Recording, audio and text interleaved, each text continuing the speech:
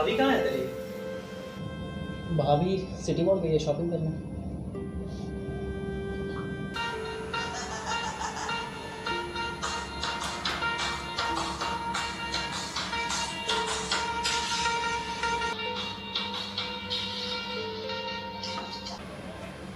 हाँ हेलो। घर पर आ गया? हाँ अभी पहुँचा हूँ। हाँ, वो जो आपके कबर्ड में 5,000 रुपए पड़े थे ना, वो मैं शॉपिंग के लिए लेकर आई हूँ। तो टेंशन मत लीजिएगा। ठीक है। ठीक है ना? हाँ ठीक। अच्छा और जल्दी आ जाना तुम। अच्छा अच्छा। चलो ओके।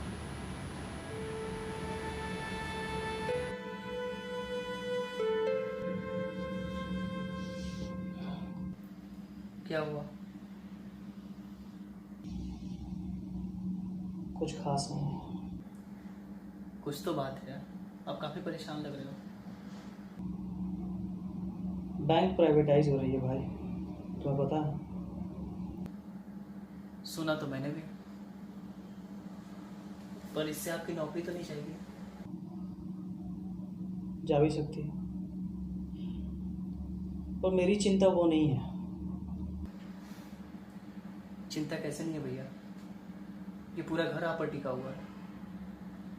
पूरे परिवार में एक आप ही तो है कमाने वाले। और जिस जॉब के लिए आप रात रात भर चक्कर पढ़ाई की, अगर वो भी ना रहे तो फिर कैसे चलेगा? भाई अपना तो कैसे भी चल जाएगा, नहीं होगा तो पकौड़े तलकर जीवन यापन कर लेंगे। चिंता तो मुझे उन विधवा माताओं का है जो सरकारी बैंकों के माध्यम से 1,000-1,200 रुपये तक पेंशन लेती हैं। उन वृद्ध नागरिकों का है जो वृद्धा पेंशन सरकारी बैंक के माध्यम से लेते हैं। उन मनरेगा मजदूरों का है जो अपनी मजदूरी सरकारी बैंकों के माध्यम से लेते हैं। उन छोटे व्यापारियों के लिए है जिनको सरकारी बैंक कम ब्याज दर पर 10 लाख तक की लोन बिना किसी गारंटी के देते हैं। उन देश के भविष्य कहे जाने वाले नवयुवकों के लिए है जिनको पढ़ाई के लिए बिना गारंटी बिना सिक्योरिटी के हम लोन देते हैं। देश के भाग्य विधाताओं का क्या होगा? देश के छोटे किसानों के लिए है जो बहुत ही कम ब्याज दर पर बड़े ही आसानी से केसीसी लोन लेते हैं। क्या होगा हमारे देश के अन्नदाताओं का? पर भैया आए दिन अखबार में ये खबर छपती रहती है कि सरकारी बैंक वाले घाटे में, पर वहीं प्राइवेट बैंक वाले मुनाफा कमा रहे हैं। कैसे? देखो, जब 1969 में बैंक को सरकारी किया गया था देश के जन कल्याण के लिए, प्राइवेट बैंकों की तरह आम आदमी को लूट कर ईस्ट इंडिया कंपनी की तरह मुनाफा कमाने के लिए नहीं। और क्या लगता है तुम्हें, प्राइवेट बैंक वाले विधवा माँ और मनरेगा मजदूरों का खाता जीरो अमाउंट पे खोलेंगे? अरे इन्हें तो मिनिमम अमाउंट भी 5,000 से 50,000 रुपये तक चाहिए। अगर खाते में नहीं रहा तो भारी भरकम शुल्क वसूलेंगे।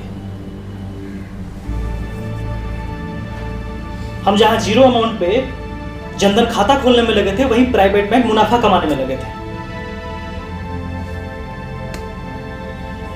हम सरकार की योजनाओं को जन जन तक पहुंचाने में लगे रहते हैं और प्राइवेट बैंक बाजार की मलाई खाने में लगी रहती है।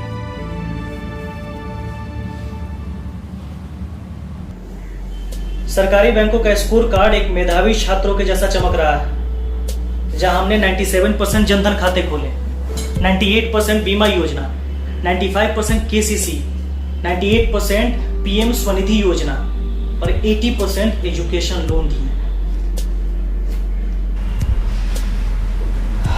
पर भैया सॉरी, हाँ, कुछ लोगों का कहना ये है कि सरकारी बैंक कर्मचारी देशचोर होते हैं। वो सरकारी नौकरी इसलिए करते हैं ताकि उन्हें कोई काम ना करना पड़े। ऐसा नहीं है, ये सिर्फ एक प्रोपेगेंडा मात्र है। तुम्हें मेरे ऑफिस जाने का टाइम पता है? जाने का फिक्स है, पर आने की कोई गारंटी नहीं। कभी 7 बजे, कभी 8 बजे, कभी 9 बजे, कभी 9:30 तक। मुश्किल से शादी के समय 5 दिन की छुट्टी मिली थी। पत्नी अभी तक ताना मारती है कि हनीमून पर नहीं लेकर गए। बात करते हो, हम देशचोर हैं। हम देशचोर हैं ना? कोरोना काल में किसने काम किया? जनधन खाते किसने खोले? मुद्रा योजना को सफल किसने बनाया? बीमा किसने किए? वो छोड़ो, डीमोनेटाइजेशन के वक्त 10-10 बजे तक काम कौन करता था? हमारी छोड़, महिला एम्प्लॉय रात को 9, साढ़े 9, 10 बजे तक अपने घर पे जाती थी। अपने परिवार को देखना, बच्चों को देखना इतना आसान नहीं होता है। माइक पे खड़ा होकर भाषण दे लेना और कुछ भी लागू कर देना बहुत आसान है। और मैंने गवर्नमेंट जॉब इसलिए चुना, और खास करके बैंकिंग को, क्योंकि मुझे कॉर्पोरेट के अंडर में काम नहीं करना था। प्रत्यक्ष और अप्रत्यक्ष रूप से I just want to serve our nation. पर आज वही गवर्नमेंट हमें कॉर्पोरेट के हाथों बेच रही है। कहां तक ये सही है? और भैया सरकार तो आम लोगों की हितैषी बन रही है। वो कहती है कि हम टैक्स पेयर के पैसों से बैंक नहीं चला सकते। ओ भाई, टैक्स पेयर के पैसों से ही जन कल्याण की योजनाएं चलती है, इसमें नया क्या है? और ये जो विजय माल्या और नीरव मोदी हजारों करोड़ों रुपए लूट कर ले गए, ये पैसे किसके थे? ये पैसे टैक्स पेयर के नहीं थे? अब इसको क्या हुआ? हाँ बोलो। सुनो ना, मैं जितना पैसा लेकर आई थी उससे ज्यादा का ही बिल आया है। सामान ज्यादा का लिया होगा तो बिल ज्यादा का आएगा ही। तुम पैसे लेकर आ रहे हो या भेज रहे हो? यूपीआई करता हूँ। ठीक है।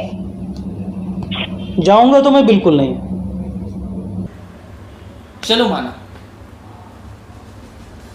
पर भैया कुछ तो कमी होगी जो सरकार बैंकों को प्राइवेटाइज कर रही है।